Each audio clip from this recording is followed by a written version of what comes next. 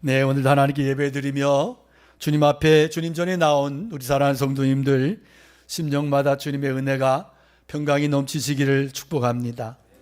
계속해서 예배 수를 통한 교회론을 함께 은혜를 나누려고 합니다. 첫째 주에는 창세전에 택하신 그 하나님의 택하심으로 교회가 시작되었음을 말씀을 함께 나누었고, 지난주에는 교회가 만물의 머리가 되시는 그러한 그리스도의 몸이 바로 교회다 하는 말씀을 나누었습니다. 머리가 그리스도가 되시고 우리는 예수님의 몸이다. 얼마나 영광스러운 선언입니까? 우주를 다스리시는 예수 그리스도께서, 전능하신 그리스도께서 우리의 머리가 되십니다. 우리는 하나 인간들이 모여서 왁자지껄 그렇게 살아가는, 교제하고 침묵하는 침묵단체, 종교단체가 아니라 살아계신 그리스도와 한 몸으로 연결된 생명체인 공동체 교회인 것입니다. 그런데 예상까지 물어볼 것은, 영광스러운 그리스도의 몸은 그러면 도대체 누구로 채워져야 되느냐 하는 거예요. 어떤 사람들이 모여서 이 몸을 이루는가? 우리는 새 예배당에서 예배를 드리고 있어요. 그렇지만 여러분, 아무리 웅장하고 거룩해 보이는 건물도 그 자체로는 그냥 벽돌과 콘크리트 그리고 목재로 인테리어한 어떤 그런 공간일 뿐이에요. 이 건물을 채운 사람들이 누구냐? 우리가 누구냐가 교회의 정체를 밝히는 거예요. 결정하는 거예요. 교회라고 하는 에클레시아라는 이 말씀은, 이 단어는 불려냄을 받은 무리, 사람들, 그런 뜻이죠. 그러니까 교회가 뭐냐 하는 물음은 곧 우리가 누구냐, 우리가 무엇으로부터 불려냄을 받았느냐 하는 그 물음과 같아요. 그래서 본문이 이 말씀의 이 물음에 정면으로 답을 합니다. 오늘 본문이 충격적인 한마디로 시작을 해요.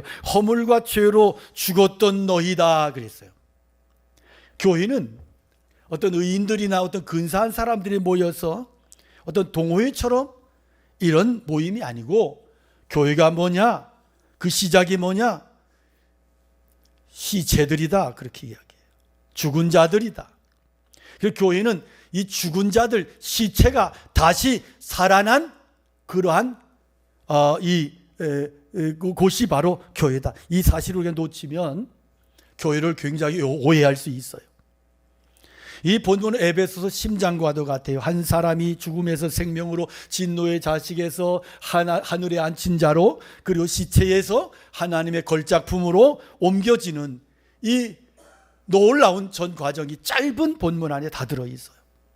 이 본문이 세 단계로 말씀을 하는데, 첫째는 우리는 죽어 있었다 하는 거예요.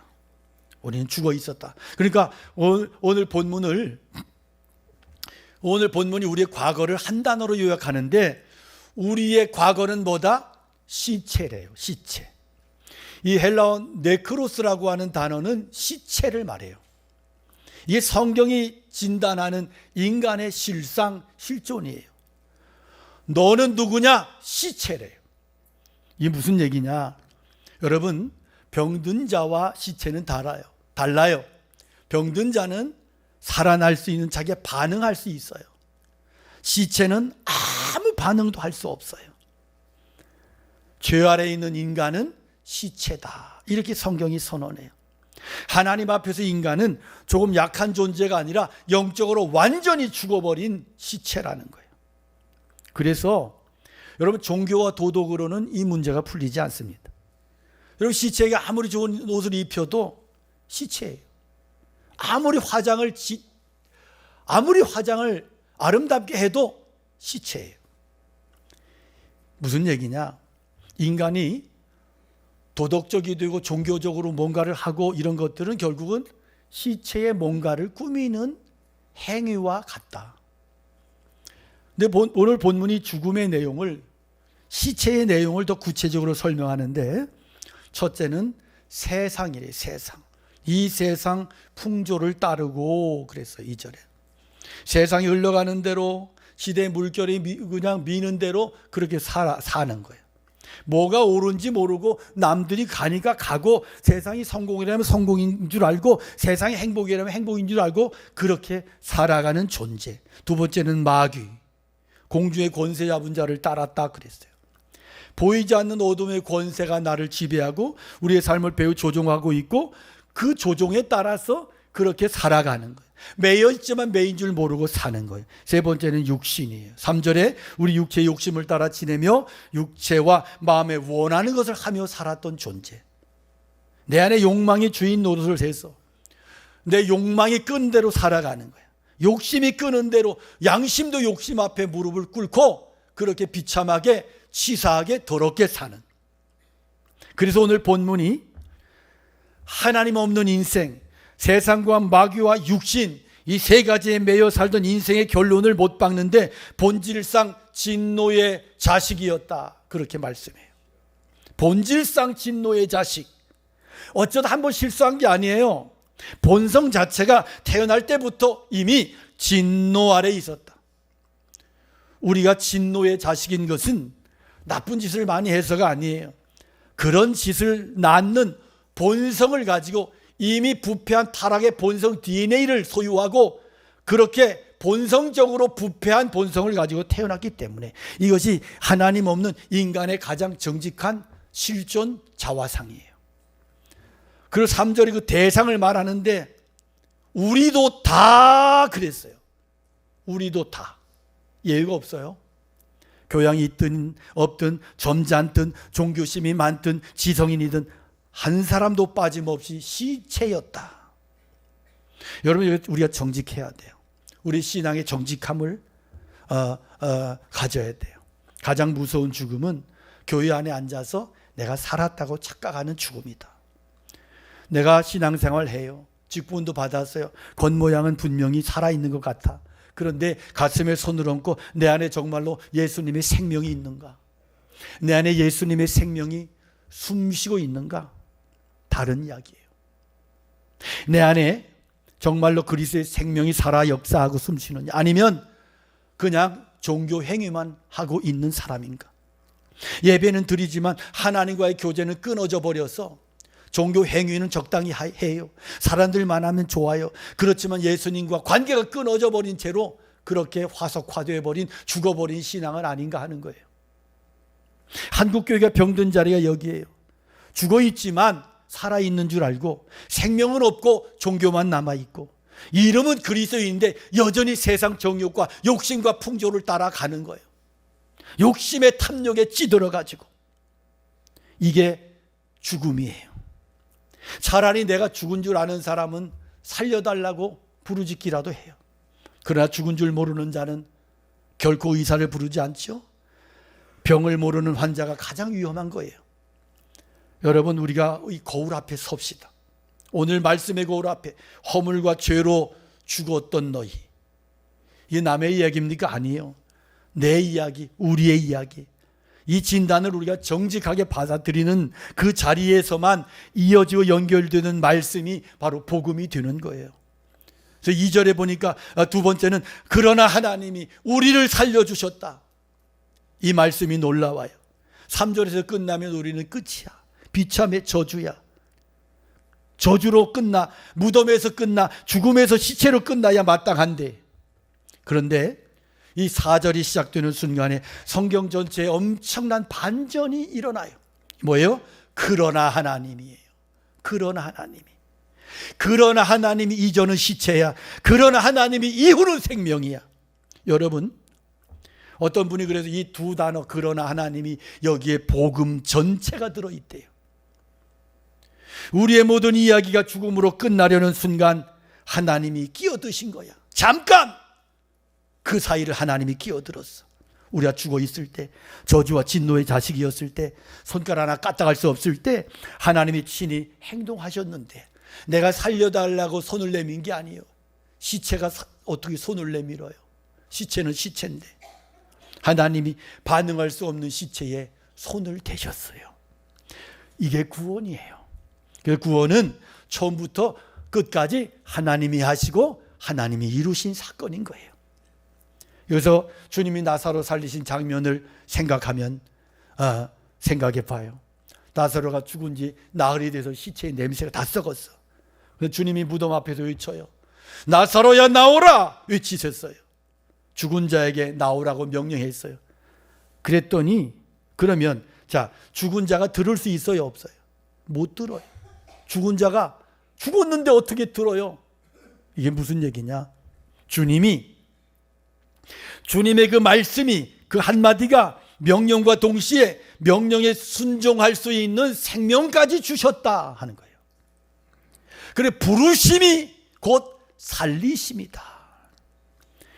우리의 구원이 그런 거예요.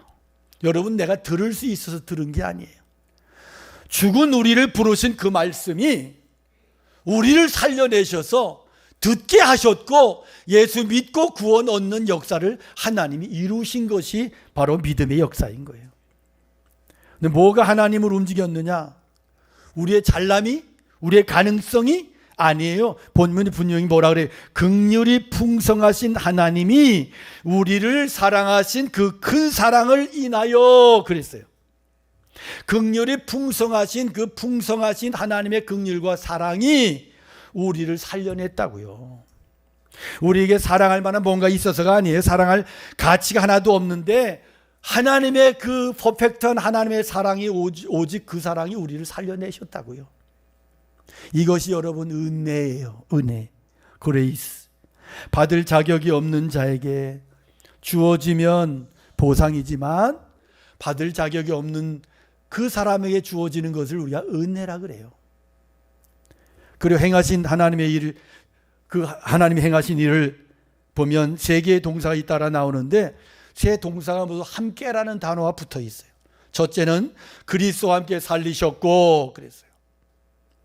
그 다음에 5절에 그 다음에 죽었던 두 번째는 또 함께 일으키사 그래서 6절에 세 번째는 그리스도 예수 안에서 함께 하늘에 앉히셨다 그랬어요. 여러분, 이게 무슨 말씀이냐? 지난주 끝에서 우리가 그리스도께서 우리를 그리스도께서 죽으시고 그리스도께서 다시 살아나시고 그리스도께서 하늘 보좌에 앉으셨다 그런 말씀을 우리가 함께 들었어요. 그런데 오늘 본문은 놀라운 말씀을 하세요. 우리가 바로 그 그리스도와 함께 죽고 그리스도와 함께 살고 그리스도와 함께 앉았다. 그렇게 말씀하고 있어요. 무슨 얘기예요? 그리스도의 부활이 나의 부활, 그리스도의 죽으심이 나의 죽음, 그리스도의 높아지심이 바로 나의 신분이 되었다. 십자가와 부활이 골고다의 옛 사건으로 끝난 것이 아니라 나를 살리시고 나를 일으키시고 나를 하늘에 앉으신 바로 그 나의 사건이 되었다 하는 말씀이에요. 여러분, 이것이 바로 그리스도와의 연합인 거예요.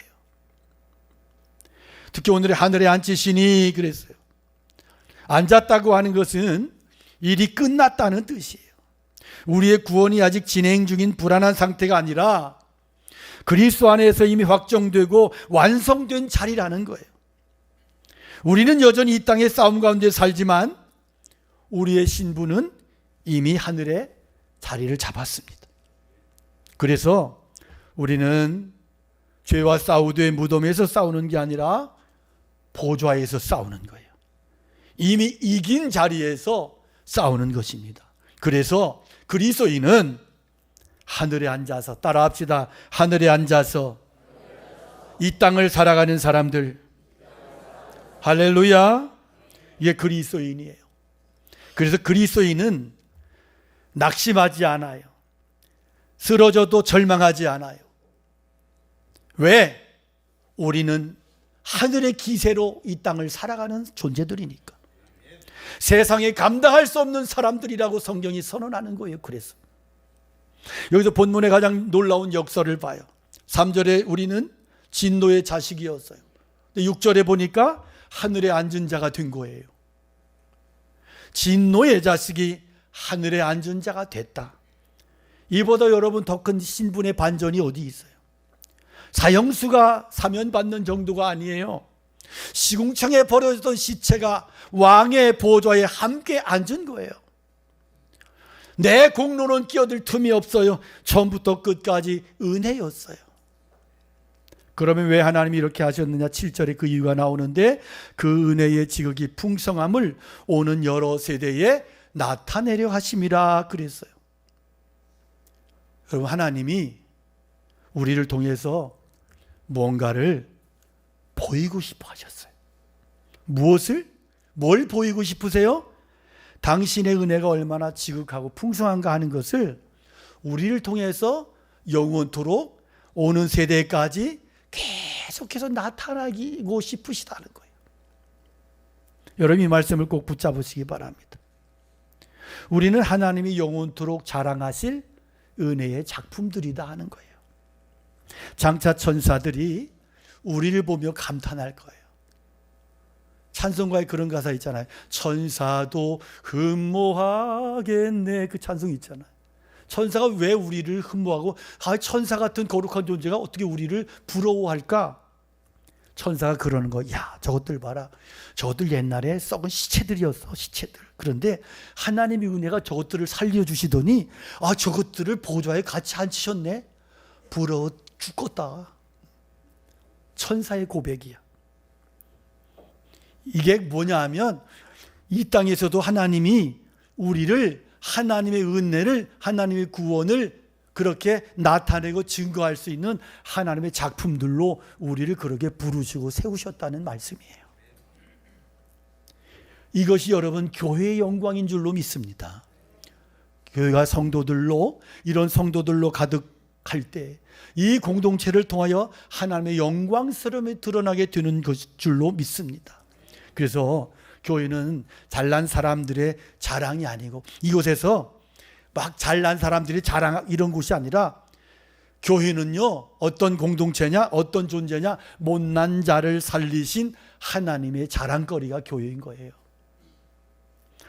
세 번째로, 우리는 은혜로 지으신 하나님의 작품이에요. 이제 본문 지금까지의 모든 이야기를 한 문장으로 이야기해. 너희는 그 은혜에 의하여 믿음으로 말미암아 구원을 받았으니. 할렐루야. 은혜로, 오직 은혜, 오직 믿음. 종교개혁이 목숨 걸고 붙들었던 그 진리가 이 한 절 속에 다 들어있어요. 오직 은혜로, 오직 믿음으로 구원받는다. 본문이 한 걸음 더 깊이 들어가는데, 이것은 너희에게서 난 것이 아니고 뭐다? 하나님의 선물이다. 하나님의 선물.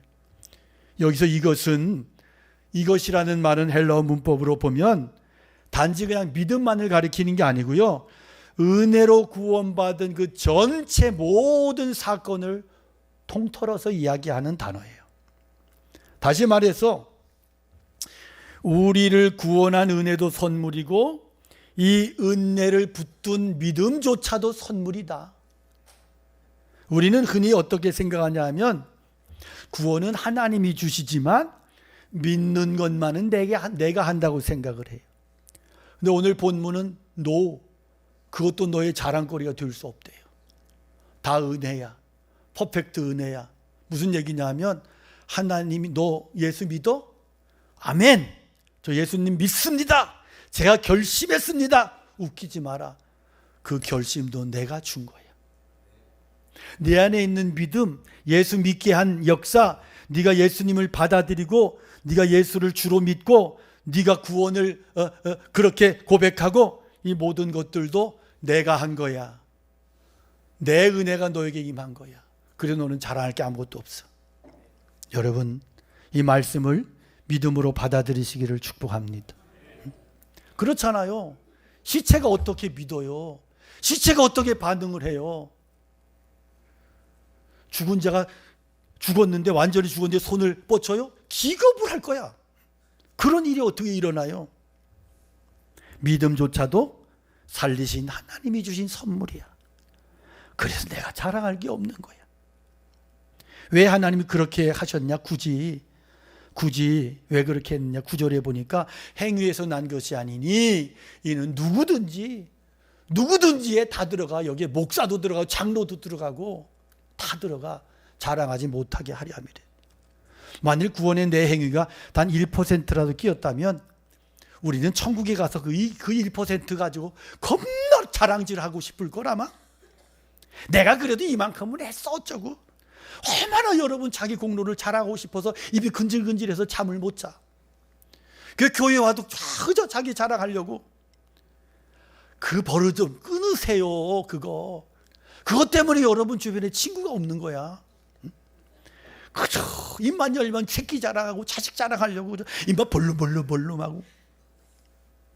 왜 그렇게 살아요? 그러지 말아요 좀. 내 입에서는 예수님만 자랑이 나와야 돼. 그게 신앙이죠. 내가 그래도 이만큼은 했다고? 그 자랑거리 주님이 다 끊어버려. 네가 한 거 일도 없어. 그래서 나의 나 된 것은 다 하나님의 은혜다.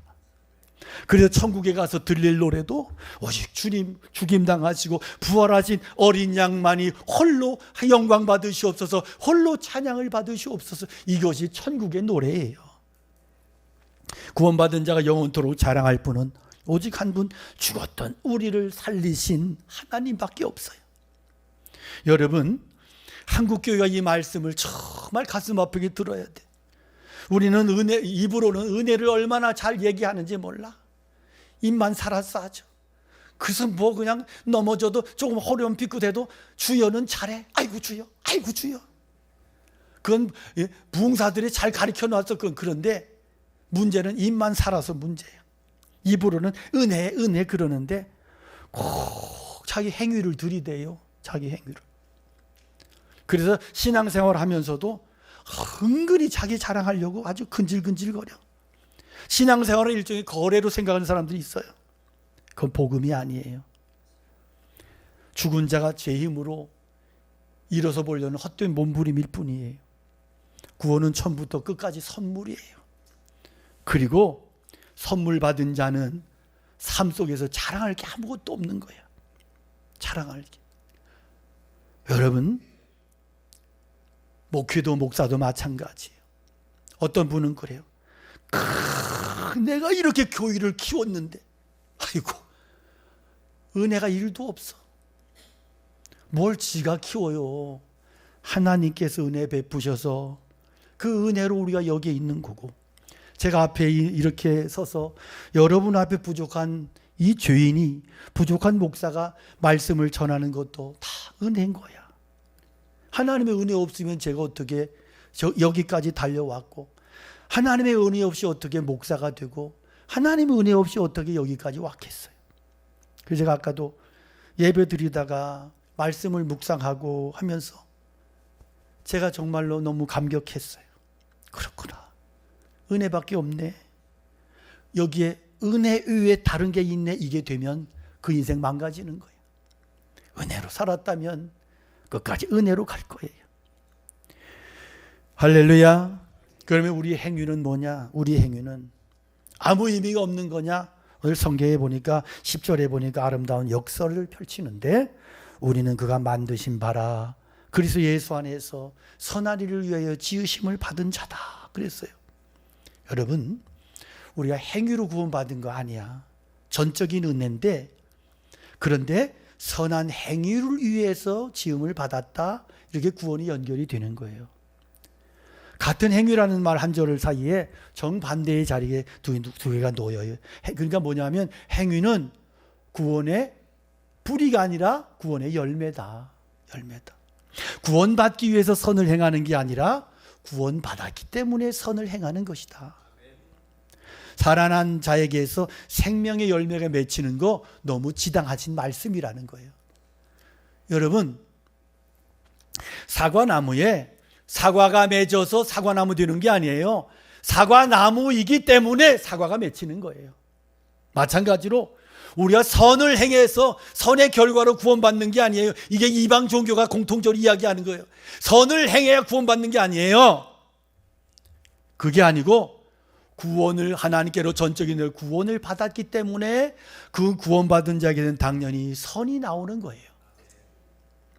그러므로 여러분, 이 얘기는 내가 인생 속에서 예수 믿었는데 열매가 전혀 없다? 구원도 없는 거야.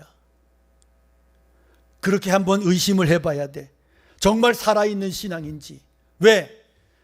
내게 구원의 뿌리가 있으면 구원의 열매인 선함의 열매가 당연히 나타난다는 거예요. 이것이 분리된 채로 가는 것이 구원파야. 그렇게 예수 믿으면 안 되는 거예요. 근데 10절에 우리가 결코 놓치면 안 될 단어가 있는데 그가 만드신 바라. 헬라어로 포이에마라는 단어인데 이 포이에마라고 하는 단어에서 영어의 시를 말하는 포엠이라는 단어가 나왔어요. 그러니까 뭐냐면 우리는 하나님의 시다. 시. 그래서 시는 뭐예요? 절제된 정제된 언어로 굉장히 많은 것을 드러내잖아. 시는 작품이잖아요. 작품. 명장이 깨어진 돌덩이를 가져다가 오랜 정서로 다듬어서 작품을 만드시는 것처럼 죄로 부서지고 오염되고 망가진 우리를 하나님께서 붙잡으셔서 손수 다듬으셔서 하나님의 작품으로 빚어주신 것이 뭐요? 구원받은 변화받은 성도라는 거예요. 여러분, 여기 흐름을 보면 죽었던 시체가 하나님의 손에서 작품이 됐다. 3절에 진노의 자식이 하나님의 시가 됐다. 그렇게 말씀하고 있어요. 18세기 영국의 존 뉴턴이라는 사람이 노예 선장이었어요. 아프리카에서 노예들을 사다가 팔아먹는 아주 나쁜 놈이었어. 그런데 폭풍을 치는 어느 날 침몰해가는 배 위에서 이 잔인한 인간이 감히 기도를 해. 뭐라고 기도하냐 하면 하나님 살려주세요. 이 짐승만도 못한 인간에게 자비와 긍휼을 베풀어 주세요. 그렇게 기도했어. 그런데 하나님이 불행하게도 그 놈을 살려주셨어. 거기에서 그 인생이 부서지고 갈라지고 바뀌어져요.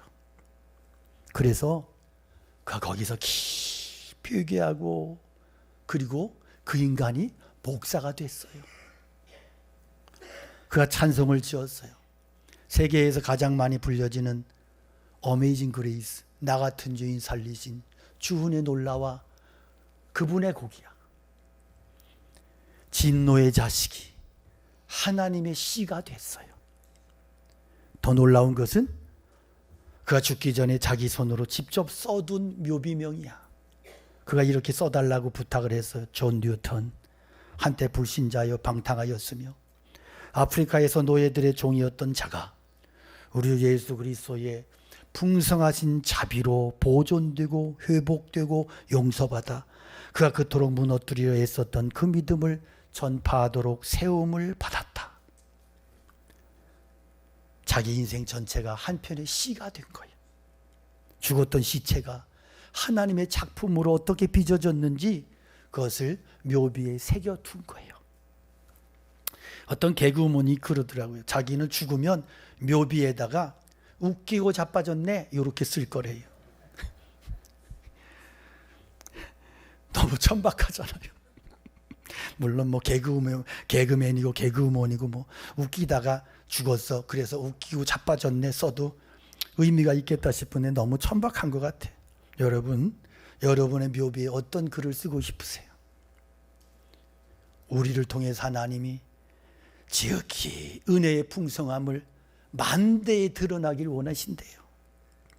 우리 한 사람 한 사람이 하나님의 작품이래요.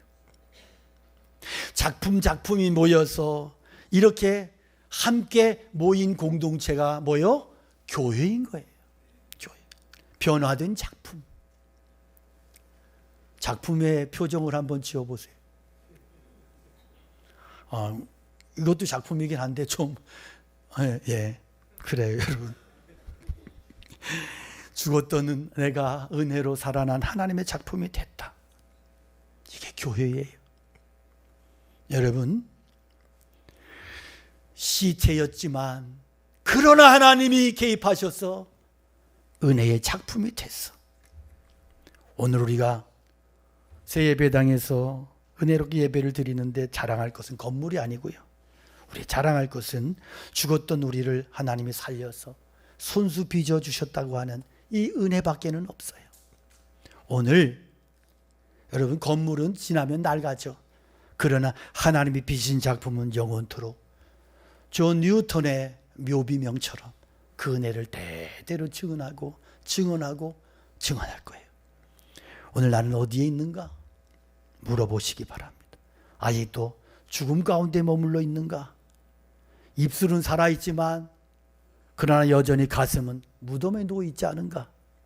종교는 있으나 생명은 없지 않은가? 오늘 내 자신이 죽어있음을 깨달은 사람이 있다면 낙심하지 마시고 이것이 곧 은혜의 시작입니다. 그러나 하나님이 오늘도 기다리고 계세요. 긍휼이 풍성하신 하나님이 우리를 사랑하신 그 크신 사랑으로 오늘도 죽은 자를 살리시는 그 은혜의 손을 붙잡으시기 원하고 살아난 자답게 하나님의 작품답게 하나님의 선한 일을 위하여 지으심을 받은 자답게 이곳에서 새로운 삶을 시작하시기를 축복합니다. 우리는 그가 만드신 바라 나는 하나님의 작품이다. 이 한 가지를 평생 잊지 마시고 하나님의 작품으로 살아가는 성도, 세워지는 교회가 되시기를 주님의 이름으로 축원합니다. 축원합니다.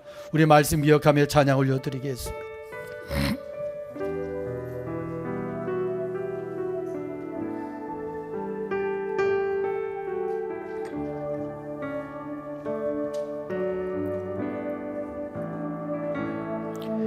나를 지으신 이가 하나님,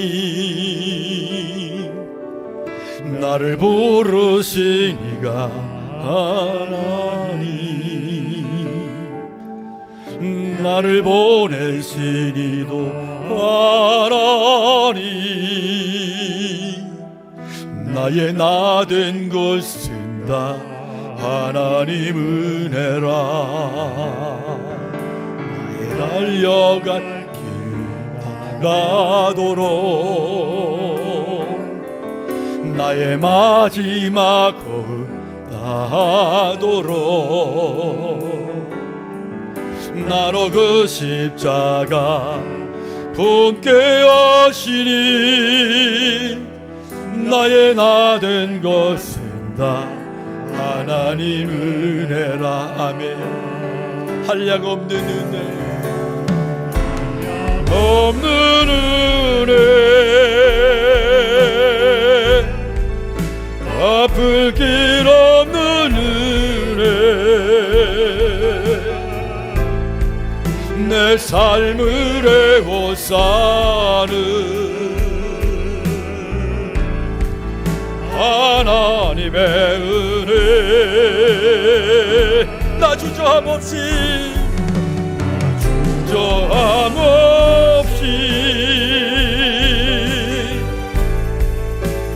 땅을 밟음도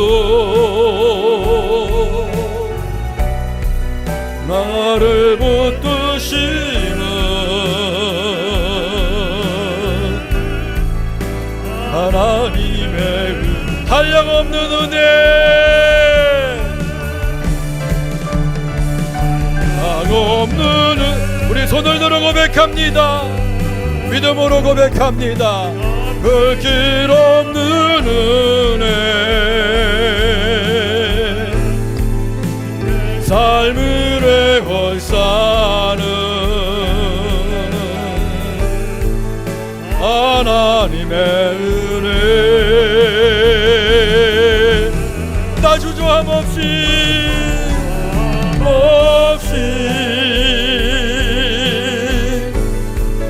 그 땅을 밟음도 나를 붙드시는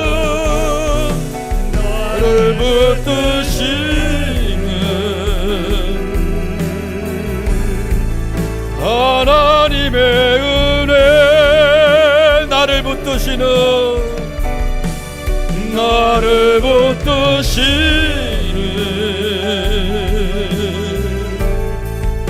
하나님의 은혜.